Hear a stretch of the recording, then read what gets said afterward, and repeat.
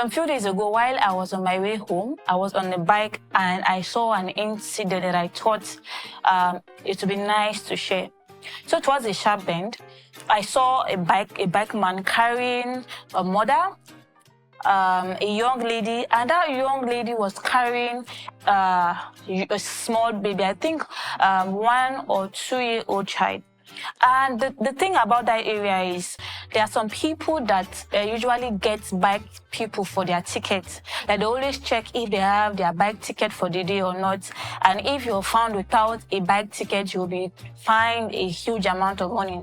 So while I was going home on the bike, I saw this person, the bike man, the mother, and the young lady carrying a 1 or 2 year old child. And immediately that bike man saw the man that was inspecting them for tickets. He tried to maneuver his way to another corner, trying to avoid them, and they all fell to the ground. What caught my attention was the way the child fell down and she hit her back head on the ground.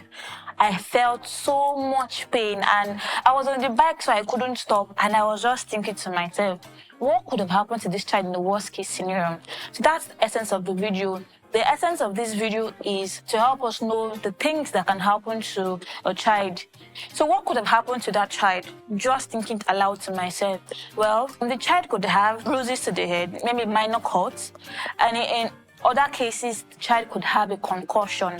A concussion is an injury to the brain where the brain loses its normal functions, where the child loses awareness of the environment, or maybe a lack of sensitivity or alertness. What else can happen? Internal bleeding, broken skull, or damage to the brain, depending on the severity of the fall. If there are no physical signs or physical injury, there are things that we can look out like the signs in children or in babies. For example, the pain if you touch their head and they feel pain or they feel uncomfortable, they start crying, you should know that there is something there and you have to take a look at it.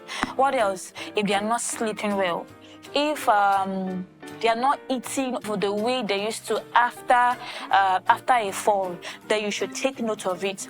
Another thing again is bleeding from the nose or from the ear.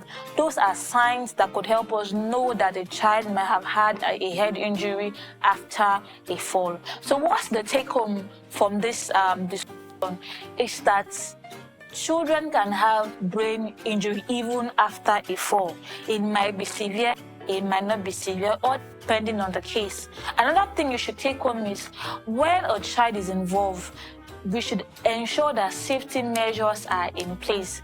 The bike you are taking, you should look at the bike man. Is he a matured person? Is he someone that can take you to where you are going to, someone that will speed or not?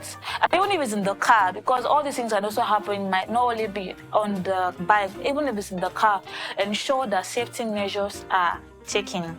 But don't forget that if your baby or your child keeps having persistent pain and having those symptoms that I spoke about earlier, please ensure to see a health professional or see a pediatrician to help with the best line of treatment.